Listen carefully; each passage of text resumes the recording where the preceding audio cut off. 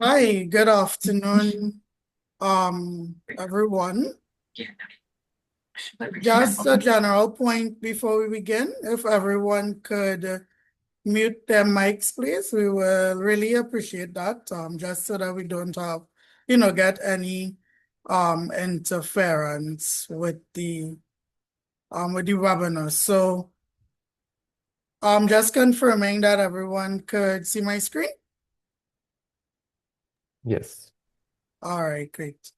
So hi, good day, everyone. I am Tyrell Gittins, and I'm currently the coordinator of the Cropper Foundation's Cari-Bois Environmental News Network, and I'm so very happy to welcome you to the second edition of our A Guide to Natural Capital webinar series, where we'll be delving into the topic of understanding nature's value. This webinar series is being done in collaboration with our fantastic partners at the Caribbean Natural Capital Hub, Answer Merchant Bank and Answer Bank, and of course, supported by the Cropper Foundation's team. So what is this webinar series about, and why are you here this afternoon? I think it's very important that we contribute to the conversation about natural capital. For some, it may still be sort of a mysterious topic, but we like to not only demystify the topic, but also link it to different aspects of biodiversity conservation and finance in the region. So the series was launched on the 18th of September last month, and our first session dealt with, creating that link between biodiversity and business, and we wanted to inspire the Caribbean private sector and, business individuals and conservationists to understand the importance of integrating the concept of natural capital into their business strategies and operations, as well as, developing key partnerships to advance nature positive action across the region. So as you may have gathered from our first session and this afternoon session, which is titled Understanding Nature's Value, we really want to build the capacity of professionals across the Caribbean to apply the concept of natural capital to mainstream nature into the reporting, into different environmental reporting and decision making. So for this afternoon's session, we will go through a few topics where we will explore how recognizing and integrating the different values of nature, such as ecological value, cultural value, and economic value, for example, can really transform how we look at financing conservation in the region, as well as how we develop business models. My lovely colleague at the Cropper Foundation, Dr. Nikita Ali, will then give you an idea of how innovative finance and natural capital has been used thus far to create new opportunity for actions across the Caribbean. And then we'll end off the session with highlighting why embracing nature values underpins resilience, competitiveness, and prosperity in building a nature positive future. But do not worry, you're also gonna have the opportunity to participate in the conversation. So we will have a Q&A segment at the end of the presentations where you'll be able to ask any questions from our lovely panel of experts today. And of course, during this session, we encourage you to send questions in the chat or comments, and we will also be keeping an eye on those. So this is our lineup of presenters for the afternoon. Mr. Pedro Martins from the Capitals Coalition team, Dr. Nikita Ali from the Cropper Foundation, and Ms. Keisha Garcia from Answer Merchant Bank Limited. So just a few house rules as we Before we begin the session today, we please asking everyone just to keep your mic muted. Um, and that is, of course, just not to interfere with the audio of any of our presenters. We are also asking that in the Q&A section, if you could, one, just be respectful when asking questions of the presenters and giving a contribution. And also, if you could just be mindful of the time. I know we are all very passionate about this topic and these topics, but we want to give, space for everyone to ask questions. So, without further ado, I would like to introduce our first presenter for the afternoon. And let me just put him on the big screen while I am introducing him. So it is my pleasure to introduce Mr. Pedro Martins from the Capital Coalition's team.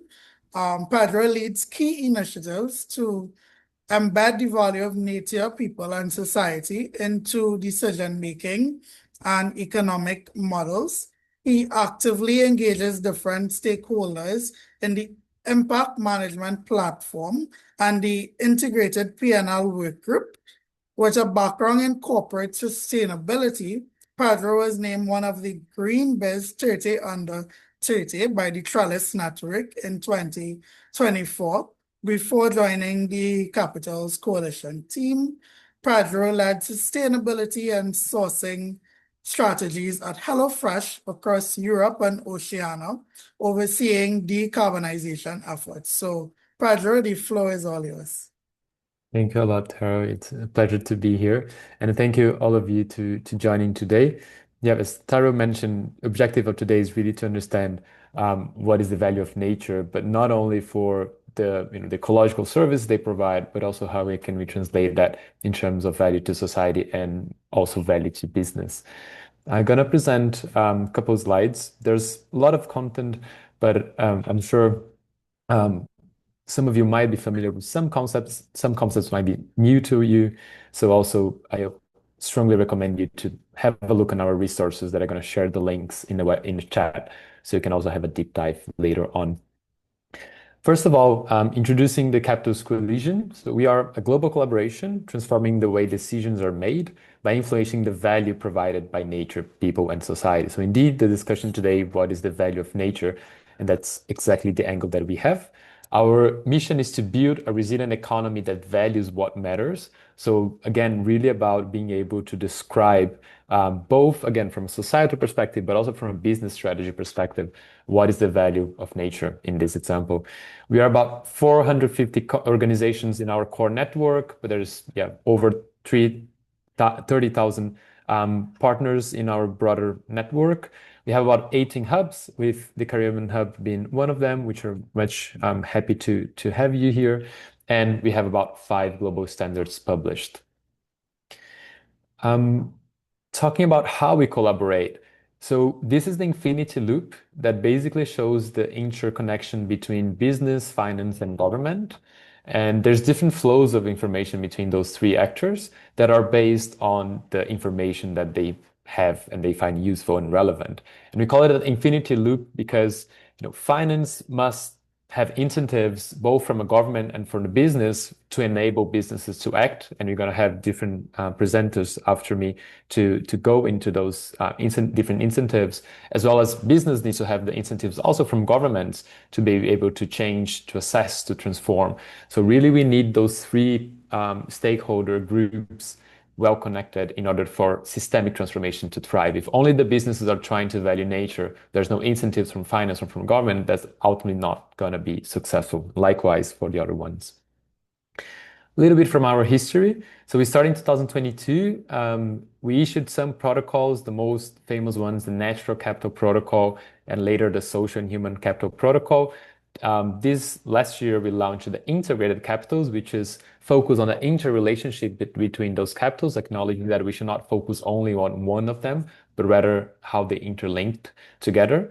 And we also were part of the conception of the TNFD and TISFD, the Task Force for Nature and Task Force for Inequality and Social Related disclosures.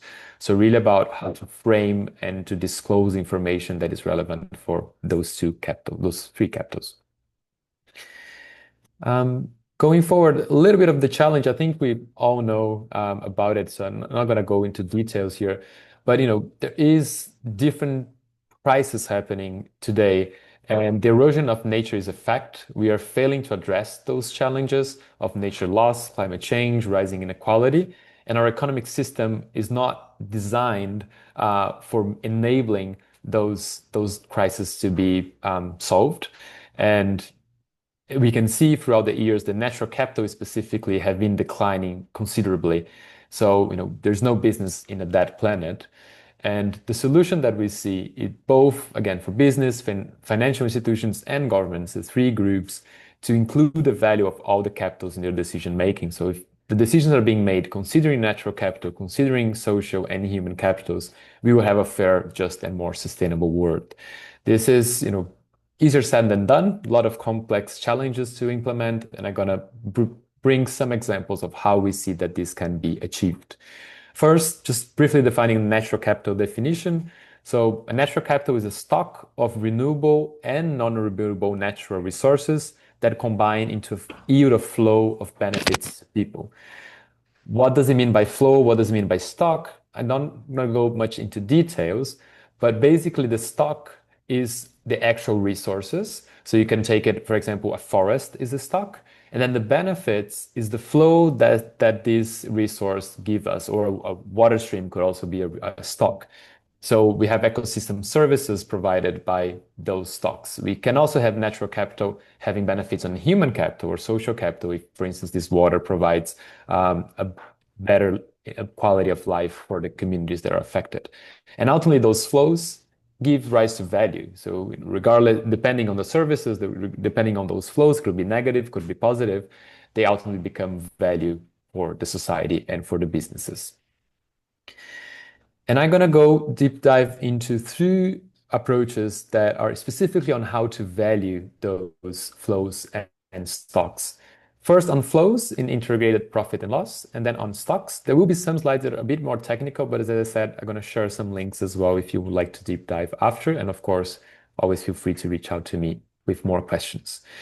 So regarding how to integrate nature into financial reporting, if you look at, for instance, the Industrial Revolution, the information revolution, our economies have been focused a lot on how to report on financial capital, on manufacturer capital, on services that we provide to each other, either that's an Instagram ad or if that's a consultancy that someone does. We have relatively well on being able to value those and account for those. But we really need to be better at showing how the natural capital can also be valued and not be considered as this externality that is unlimited and that we can benefit from, but rather how can we integrate those into our models. And the integrated profit and loss is one approach. It's basically a mirror of the financial P&L, the financial profit and loss, trying to quantify in monetary terms those positive and negative performance and impacts. So, as just you know how much money you spend on the salary of your people, of the people that one organization employs, you can also mirror that and understand what is the impact of your natural capital in relation to your business. And we do have a full report showcasing some initiatives that I welcome you to have a read. But this can have different use cases. So again, here's some of the examples that this report has. It can be from an internal perspective, so how can we make better decisions? Can be from a reporting perspective, how we communicate those to other people, and can be focused more on the business value, so how that affects the business model. It can be used for changing our different business decisions, or from a societal perspective, so how does that impact the affected stakeholders, even if that's suppliers, that communities, and so it can be both. We can focus on both, but those are the two or the four dimensions that we see the use cases being applied. And to give a brief example, what do we mean in practice? This is an example from OFI. They did the scope on natural capital accounting of some coffee supply chains. Their objective was to assess some existing and planned interventions, such as agroforestry programs and farmer trainings they did, whether that generate positive outcomes, and how these positive or negative outcomes can inform strategic decision making on regenerative agriculture and supply chain decisions. And you can see in the table, I won't go much into details, but when they compare the value to society and environment from 2021 compared to 2022, indeed, the 2022 values are much lower. The negative impacts are lower than the negative impacts from 22. And the way they measured this natural capital was through first the social cost of carbon. So they measured what are the carbon emissions and what would be the social cost associated to these emissions, and also the shadow price of water. So how much water we're using in the operations and how much that would cost in terms of societal and environmental aspects.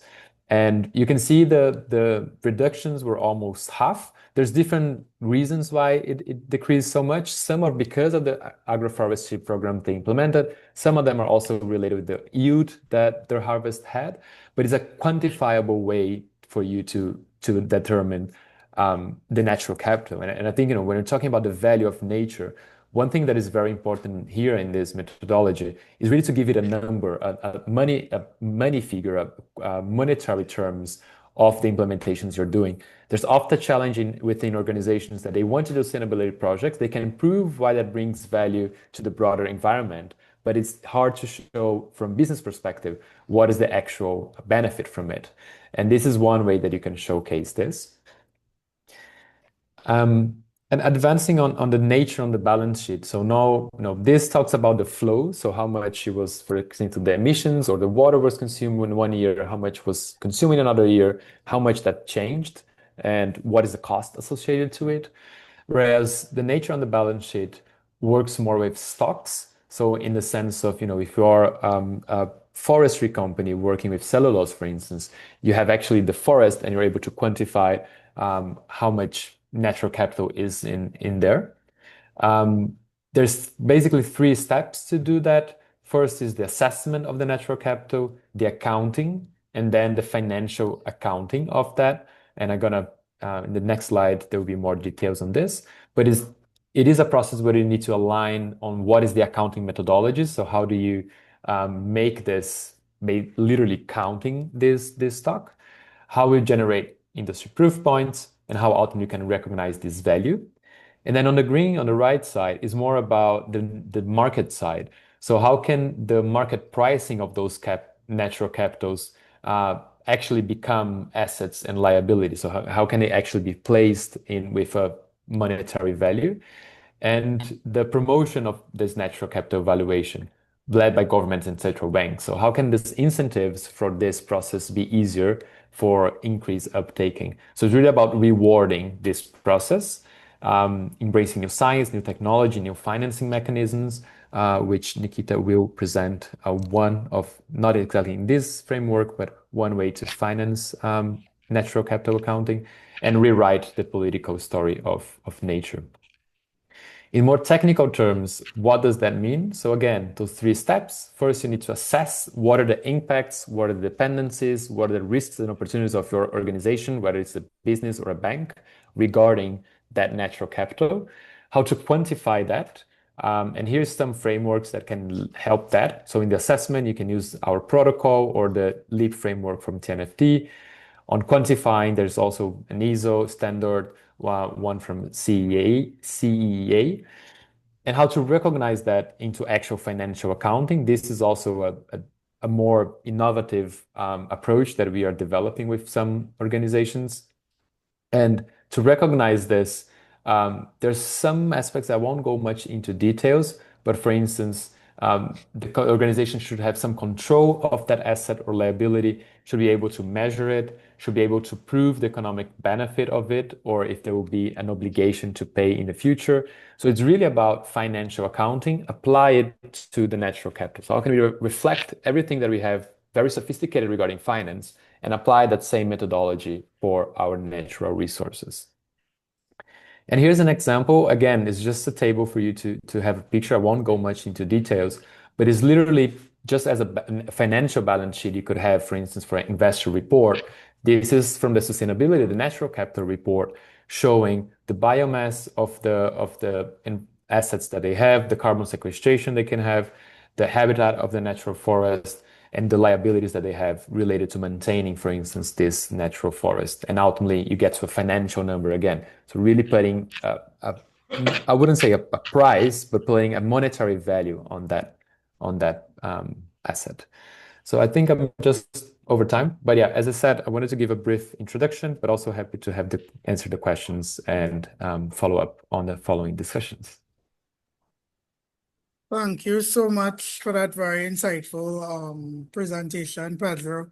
And I'm sure there'll definitely be questions. So if I have to summarize the presentation in just a phrase, it will definitely be connecting data to decision making, not just that it's catchy, but I think you really put it into context. If we understand, the value of nature from a data perspective, it could definitely help us, better align market prices, assets, financial accounting. So really interesting stuff on topics. So moving swiftly along, I will now like to introduce my colleague at the Cropper Foundation, Dr. Nikita Ali. So Dr. Ali is a graduate of the University of the West Indies with degrees in geography, environmental and natural resource management, science and management of tropical biodiversity and veterinary medicine. She's currently a project coordinator at the Cropper Foundation, and her main duties focuses on biodiversity conservation, climate change, and advocacy for civil society. So Dr. Ali, over to you. Thanks, Tyrell. Can you all see my screen? Yes, we can. Okay, great. So thank you so much for the introduction. Today I'll be talking a little bit about one of our projects here at Cropper called Facilitating Finance for Biodiversity in Agriculture through Biotokens. So this is a good segue from Pedro's presentation, because he did speak a bit about natural capital and how it provides, goods and services which are beneficial to society, and society includes farmers. So one of the things that I wanted to talk about today was how did we at Cropper decide to do this project, because it's very innovative. It combines different parts of society, different sectors. So Cropper has a very strong legacy in agriculture, sustainable agriculture, going all the way back to our founder, Mr. John Cropper, who was actually an agricultural economist. So, we've had projects in the past with farmers, and through our interactions and discussions with farmers, we've learned a lot, over time. Right. And one of those things that, we've learned is that biodiversity really is indispensable to food security, sustainable development, and the supply of ecosystem services. Now, the growing demand for food and food security are driven by, growing populations, have led to a lot of conversion of natural ecosystems into food production systems. And that has often been cited as one of the reasons for continuing habitat loss and as contributing to climate change. So I'm going through all the different sorts of things that we've learned over the years that sort of led us to conceptualize this project, right? So agriculture has often been cited as, one of the reasons for decline in biodiversity. Another thing that we've learned over time is that there are farmers who are doing pro-biodiversity practices, good agricultural practices, but often real-time monitoring and documentation of these is cost prohibitive for these small-scale farmers. And oftentimes, just being able to mainstream biodiversity into their practices is difficult. Sorry, I'm just getting a little bit of feedback from someone's microphone. If one of the moderators could just check that everyone's muted, please. Right. Another thing that we've learned from working so closely with farmers is that, especially for small-scale farmers here in Trinidad and Tobago, access to credit has often been limited, and the existing financial instruments within our banking system often overlook these farmers because of their limited capital resources. And this translates to farmers having to often pay very high interest rates if they trying to access lending or financial instruments. So there was really a need for some sort of innovative system that bridges the gap between smallholder farmers and access to purpose-driven financing to fund sustainable practices.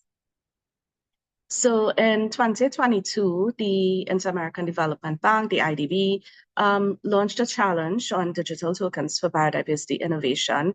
And it sort of combines some of these different sectors that, CROPA was already looking into, such as sustainable agriculture, biodiversity conservation, as well as using innovation in data science to promote some of these things. So we actually were one of 4 challenge winners. We were the only one in the English-speaking region.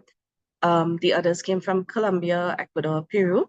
So we were one of 4 of the winners for that particular challenge. Right.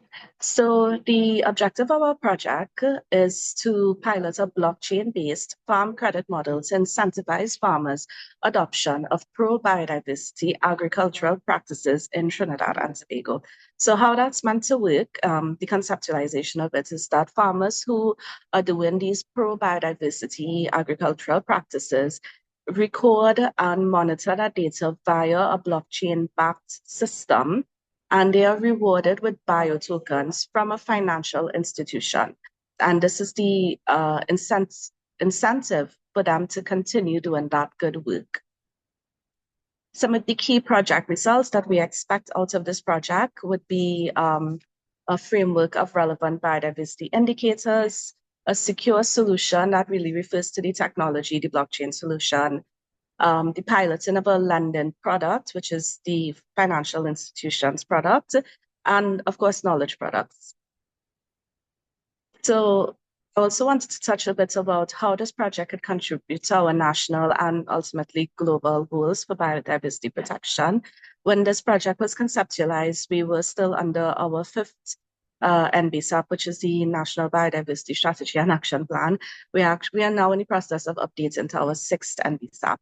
But back then, the NBSAP, as well as the 6th National Report, had targets 7A. I just want to pull out this one in particular, that said by 2020, at least 30% of areas under agriculture are managed sustainably, ensuring conservation of biodiversity. And target 7A had been prioritized back then because the government had recognized that in order to increase food security, agricultural practices had to be better managed.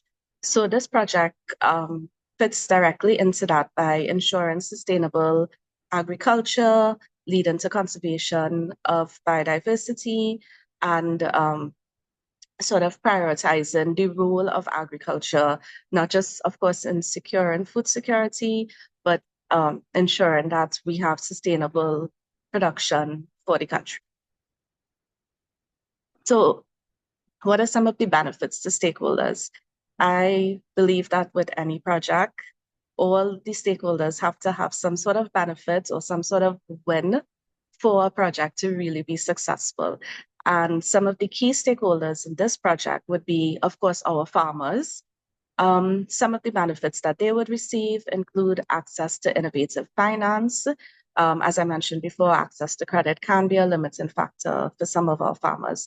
And to be rewarded because, like I said, some farmers actually are doing these pro-biodiversity and good agricultural practices.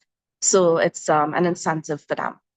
NGOs and civil society, of which CROPA Foundation is a member. Of course, we are already within our mandates doing work to protect the environment. So, this is also a win for us because it furthers our conservation drives. And the financial institutions, they, of course, get access to new customers, but also they're able to increase their contributions to their ESG. as we know now, ESG is becoming increasingly popular, I guess. And a lot of businesses are looking to increase their ESG status, particularly the environmental part of it. So where are we now? We have 4 components in this project, and we've pretty much wrapped up component 1. We are 2 years into the project, and component 1 focused on the framework, the creation of the framework of biodiversity indicators. That was a pretty long process. We had a lot of stakeholder consultations because we really wanted to make sure that whatever we developed was tailored to our local context. It was informed by the eventual end users, including the farmers, of course. So we kind of pretty much wrapped up component 1, and we are in component 2, which is where we've hired a consultant to actually build the blockchain solution. So component 2 is like our technology solution.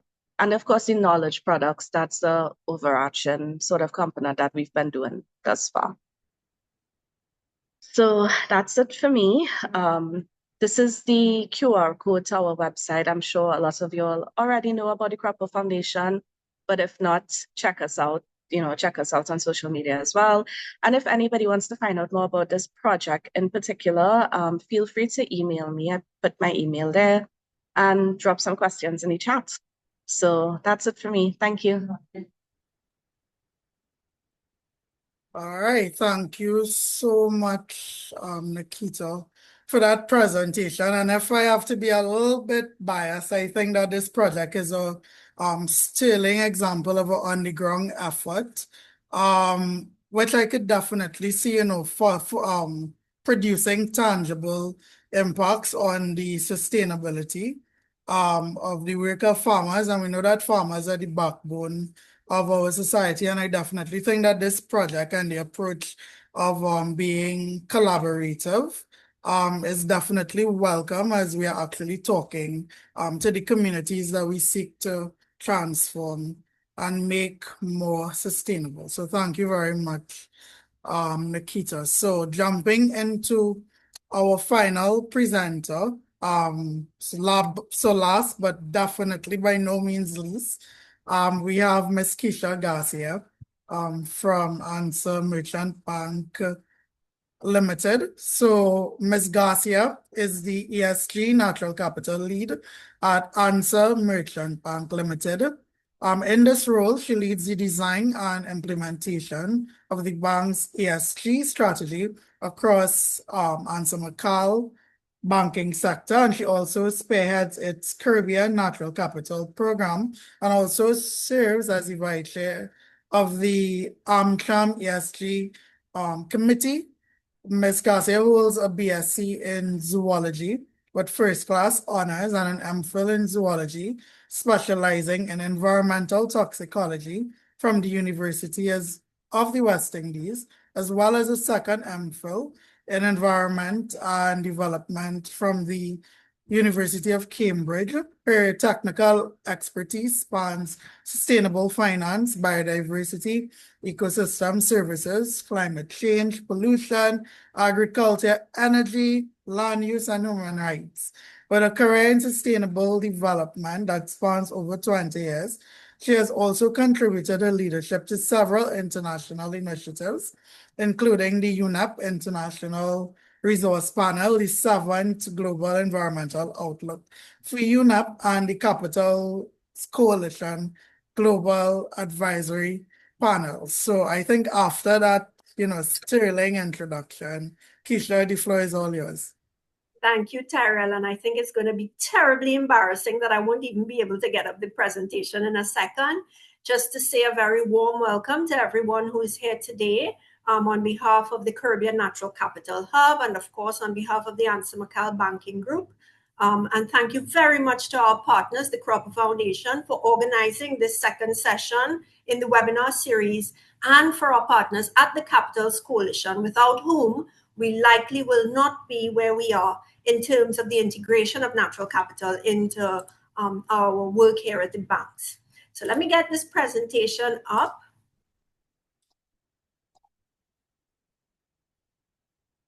Okay. And can you let me know if you can see my screen? Yes, I can Yes. see it. Yes. Okay, fantastic. Thank you. So what I'm going to be doing today is grounding a lot of what Pedro spoke about in his presentation in our reality here at the Answer Merchant Bank Group. The work that we are doing to understand the value of nature and integrate that into our decision-making framework.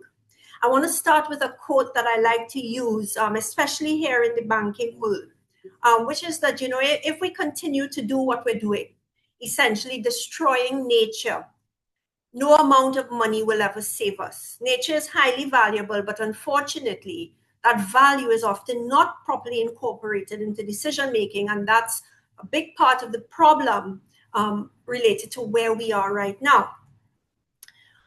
So from an Answer Merchant Bank perspective, we have been taking several steps to try to understand where we are and where we need to be. There are several different tenets to the work that we're doing, ensuring that we understand where the impacts are, the value to society, to the environment, setting some targets around that to ensure that now that we understand it, we know where we're going, establishing the strategy that will get us there, which includes things like innovating financial structures and ensuring that we price our capital correctly for that long-term value. Now, a little sneak peek into some work that we've been doing, and we will be launching our second natural capital report on November 12th. And this report, in line with some of the best international standards on disclosures, we're starting to align with them. Pedro mentioned, for example, the task force on nature-related financial disclosures. We're trying to align with the recommendations of the TNFD to ensure that we are meeting best practice on ESG reporting. And so some of the work that I'll be showing you here is actually gearing us up to be in line with compliance. So we have measured, and Pedro will have spoken with you about different approaches that you use. You can use the integrated profit and loss accounts to look at your flows, and then you can look at stocks using more of a balance sheet type approach. Where we have started is with the integrated P&L. So we are focusing more here on flows in this first instance, and then we're going hopefully to be moving that as we move into next year in 2027, we want to move this firmly onto our balance sheet. And that's where the real action starts, right? But for the moment, what we have done is we've taken a look at our financial portfolios here at the banks.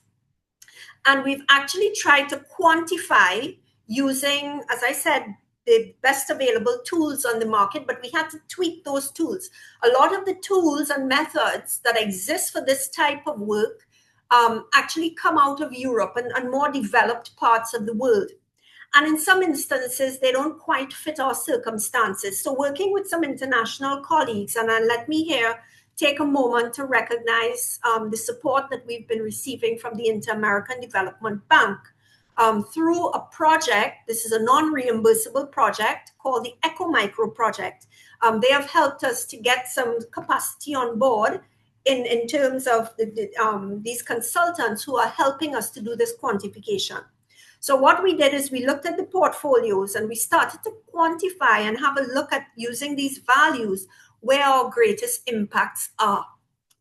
And as you can see here, our services sector within our portfolio, energy and mining, quite unsurprisingly, manufacturing, construction, agriculture are all areas where our financing is driving some impact on nature. We drill down a little further to see what the types of impacts are. And here you will see, now Pedro mentioned the climate-related impacts, for example. We have bundled them here together. We haven't quite broken them out by types of activities, but we will do that type of refinement as we go forward. What you will see here is that our greatest impacts greatest impact is in fact related to climate change. So it's the emission of greenhouse gases into the environment. And as we all know, this is a massive problem. Our greenhouse gas emissions are increasing year on year, as are the impacts of climate change. So it is important for us to look at that. But what the data showed us, most importantly, I would say, is that for two of the most important economic sectors within the Caribbean, you start to look at tourism, hospitality, and agriculture. Climate change, in fact, is not your biggest, what we call impact driver. It's not where we are having the greatest impact. It's actually in land use and how we appropriate land. And Nikita will have mentioned the issue of land use just now. So what this type of information helps us to do is to design the approaches that where we respond using our financial mechanisms. What we also came to understand is that we have, of course, as I pointed out, a climate impact. We quantified our emissions for 2024 across all of our banks, if you wish, all of the entities, and found that we are in the range of about 375,000 tons of carbon dioxide equivalent. And people will ask, well, what does that really mean? Well, to be fair, we're a small bank, and this is relatively small when you compare us to most financial institutions around the world. We also take this information and we look at our emissions per revenue, per dollar revenue. We found that to be also quite low here at our banks. Again, it doesn't mean that we don't need to respond, but it does give us an idea of where we're starting. And this is where the target setting comes in. I'll talk about that in a minute.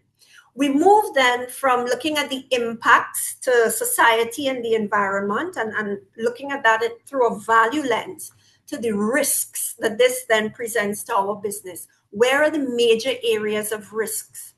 And unsurprisingly for us here in Trinidad and Tobago, flood risk severity came out to be the highest. Our dependence on materials, because we have limited supply in our small island states, those are some of the greatest things that we need to keep on our radar as we look forward. Then we move that into target setting, and Nikita will have mentioned a short while ago that this is tied to larger things happening by government, by international bodies. So we keep in mind here some of the international and national targets related to the NDCs, the climate targets, for example, the biodiversity related targets. And so we start to tie the targets within our own financing to some of these larger targets. How do we then actually respond? How do we get to where we think we want to get to? So the nature framework, as Pedro will have mentioned in his presentation, is quite broad. It's very integrated, and let me tell you, highly complex. So you can't deal with everything at once. So as a financial institution, given that we've started to measure impact, look at where some of those greatest impacts are, we have decided what we will do is focus on 3 key areas that we know need attention in Trinidad and Tobago and across the Caribbean. And then we will move out from there in terms of our financial offerings within this sustainability space. Nikita spoke to the issue of agriculture in a huge amount of detail just now. And I mean, just to add to her own narrative, recent international data shows us that agriculture is actually now the greatest threat to what they refer to as the planetary boundaries. So right now, the scientists are telling us that we have exceeded 6 of 9 planetary boundaries. We are outside of the safe operating space. And what the scientists are also finding, you see it in that little diagram to the side, and for those of you in academia, I'm happy to go through this in more detail another time. What this is telling us is that agriculture is in fact one of the biggest global drivers of the way that we are exceeding these planetary boundaries. So agriculture and of course food security for this region, which we can't talk about enough, a major area of focus for us. Another area of focus is sustainable energy and energy security, ensuring that our small island states here in the Caribbean have affordable energy. We have it well into the future, and there is access available to all of society. The last area that we're currently wanting to focus on is sustainable waste management. You know, we have a waste problem here in the Caribbean, especially here in Trinidad and Tobago.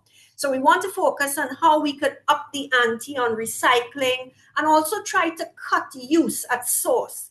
So we're looking at ways of incentivizing sustainable waste management and better resource efficiency. One of my colleagues previously spoke to the Sustainable Development Goals, and so these are also in our own financing framework tied to that structure as well. Now, it is extremely important from a financial institution perspective when you're looking at creating long-term value. You must work with your stakeholders. First of all, you have to understand what you're doing and why you're doing it. So working with our customers and clients helps us to understand need so that we can then respond to need within the market.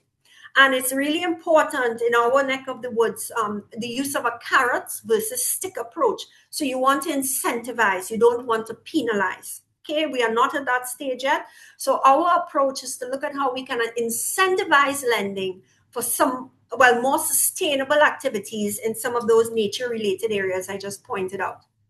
Then we look at how we actually develop the lending conditions. And here I want to point out that the approach that we're using at the banks and the bankers, I love to hear when they say this, is not, we're not doing sustainable finance, which has very, very strict structures and rules in place.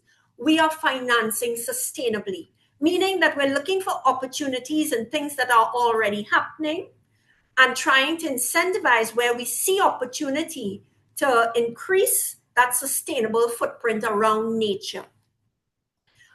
The next thing that we want to do is to see our entire supply chain as change agents. So we want to also look at building a proper ecosystem here in the Caribbean for sustainable lending around nature. The next area is where we absolutely need to partner with our multilateral donors and funding agencies.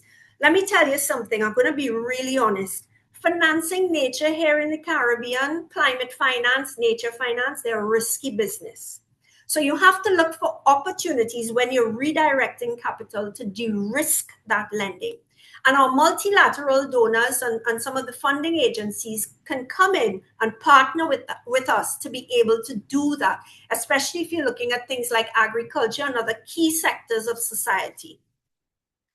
As I've pointed out, and as Nikita pointed out, it's always important when creating long-term value to never lose sight of the big picture.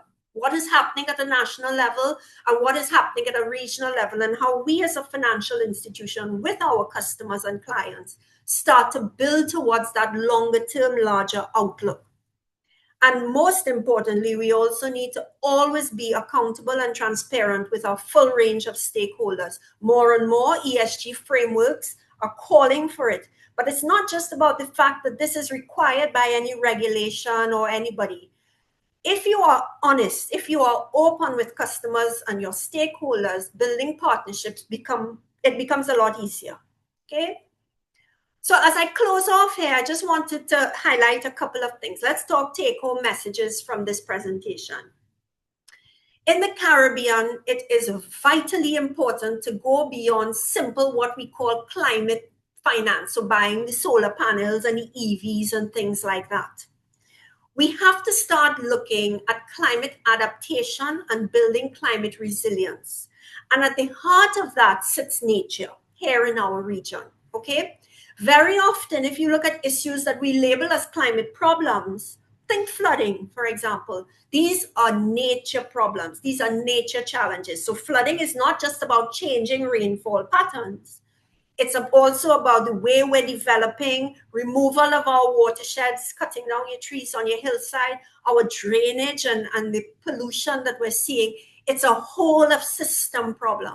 Okay, so we in the Caribbean, and this is why we use the nature framework, it is important to have that larger outlook when you're trying to address really systemic problems, development problems here in our region. The other thing to understand and keep in your mind is that nature impacts and risks are not universal. I always say a ton of carbon in Trinidad and Tobago is a ton of carbon in Siberia. But the value that a forest plays on the hillside is very different from the value that a forest has on an open plain. Or a forest on the hillside is very different from a coral reef, okay? Water in a desert is very different. The value of water in a desert is different to the value of water in, say, the Amazon. So you need to understand those very specific circumstances. You need to measure them properly. And this is where your materiality and assessment and then the tools and methods you use for quantification become very important. Once you understand the specificities of your situation, that then allows you to be able to set your priorities and try to address those. The next thing I want to point out is that nature financing is multifaceted. You have to understand your actors. You have to understand what their needs are, why you're doing what you're doing, and then the time frame and the scale at which you are responding. So you must tailor your financing approach to your circumstances. And I'll take this back to say, this is where our bankers love to say, we're not doing sustainable finance, we are financing sustainably. It is a response to our market where we see certain needs and, of course, certain challenges with sustainable finance. And partnerships, always remember, sit at the heart of financing success. So you must build that ecosystem, you must bring all your actors on board, and you must honestly engage. I thank you very much. I want you to keep your eye open for the release of our second natural capital report. We call it Nature in Balance, which we will release on November the 12th. Nature in Balance, there is a little bit of a play on words. It's a pun for three different reasons. One, nature is hanging in the balance. It's under threat almost everywhere in the world, but especially here in our small island states. Secondly, we want to bring nature onto the balance sheet. We haven't done it yet. That's our ambition for next year and the following year. And thirdly, of course, through our financing and our approach, what we want to do is to strike a better balance between the way that we finance and the way that we have a relationship with nature. So I thank you very much. Very open for questions. And of course, anything that you want to engage on following this, I'm more than open. Thank you, Tyrell. Back to you.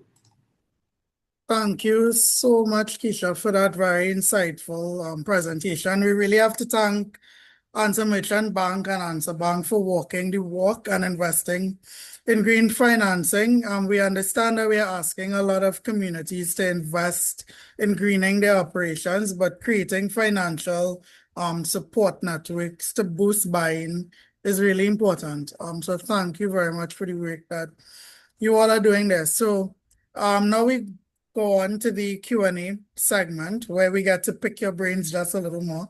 And I know Brandon have a question here for Pedro before we open it up to the audience. And I also have a question for Nikita, but Pedro first, how can frameworks like integrated profit and loss and nature on the balance sheet help micro, small, and medium enterprises translate nature's values into actionable insights for business decision making?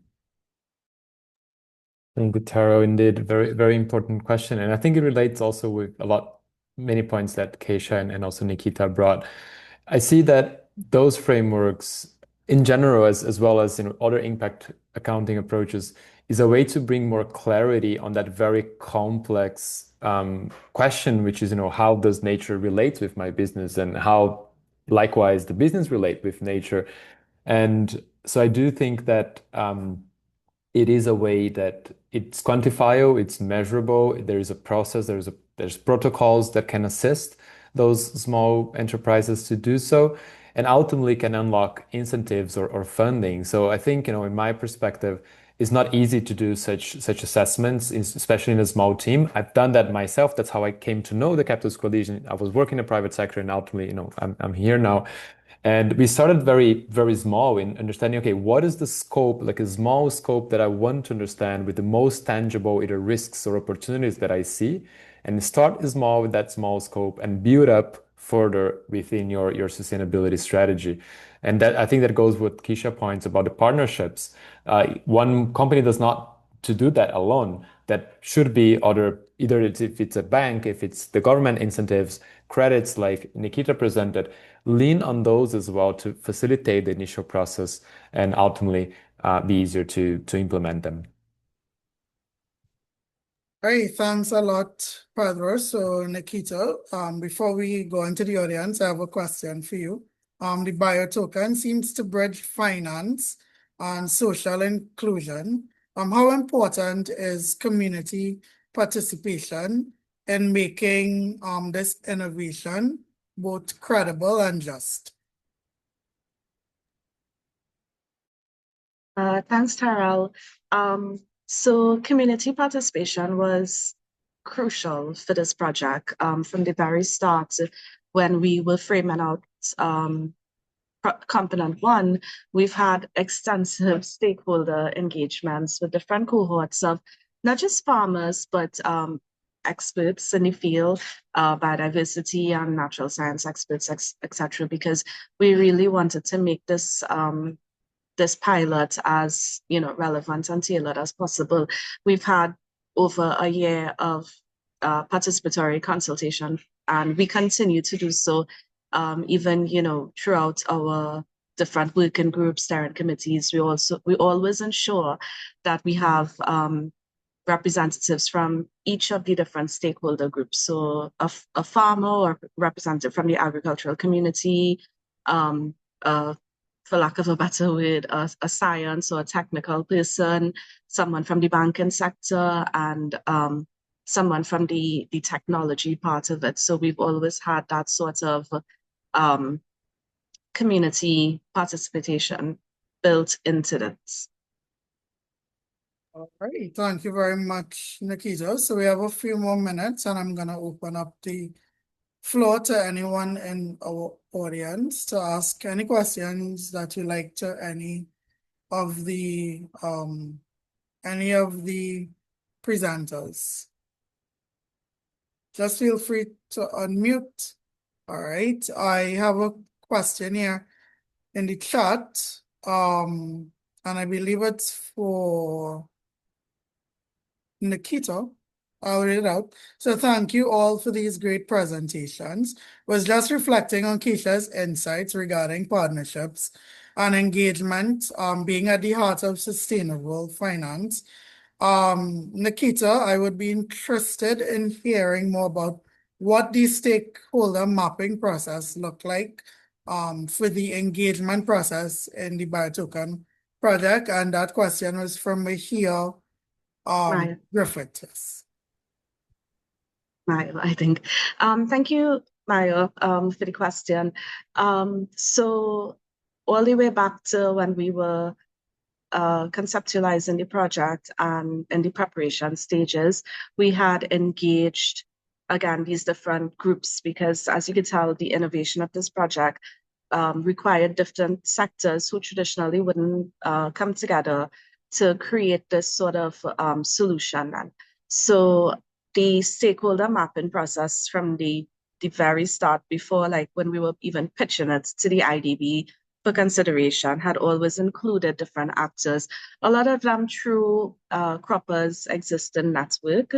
As I would have mentioned, for the farmers in particular, we have strong linkages with different farming groups as well as representatives of farming groups. So not just individual farmers themselves, but we have strong connections with groups like NAMDEVCO, ICA, the ministry. So we leaned on those throughout our stakeholder mapping process to ensure that every potential group would be covered by one of these representatives. Of course, if there were persons who wanted to be involved and wanted to have their opinion help shape this process, we would welcome, that as well. You could just reach out to us. Hopefully that answers your question. Thank you very much, Nikita. So I have two questions here. I'll start with the question from Anastasia, and I guess this is for anyone that feels, comfortable answering it. But do you think impact okay, yeah, we see the right there. At the level of SMEs will improve their access to finance. So who wants to take on that question? Monetization. I don't know if you want me to jump in here. Yes. Well, I mean, the tools and methods that are used by larger financial institutions, as we know, are not as applicable to small and medium-sized enterprises, who operate at a very different scale. What I think, if you look at impact monetization, what I think it can do is that it flags that the SME has a strong interest in that transparency and accountability within, that ESG space. And that tends to give your financiers, it can also give investors, equity partners, some more confidence in, and I think also, assurance that this SME is serious about what it wants to do.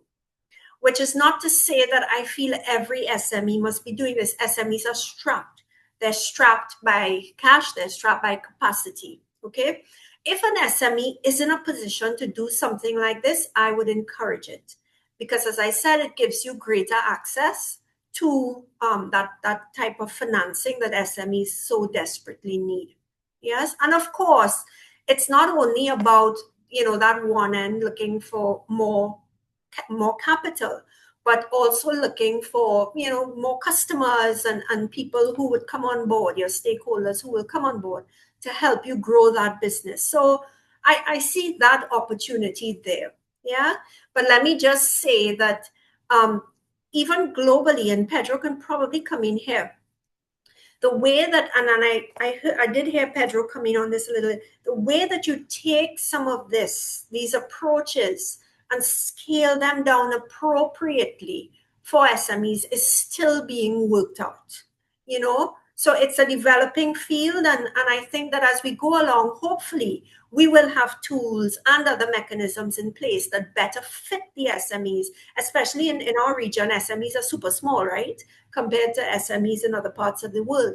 So hopefully as we go along, we will have the tools and methods that fit the scale and capacity of these SMEs. Yeah, 100% agree, Keishan. And also just to complement on that, so I do, echoing what you said, I do think impact monetization can improve access to finance, not necessarily will, depends exactly on the context of the company.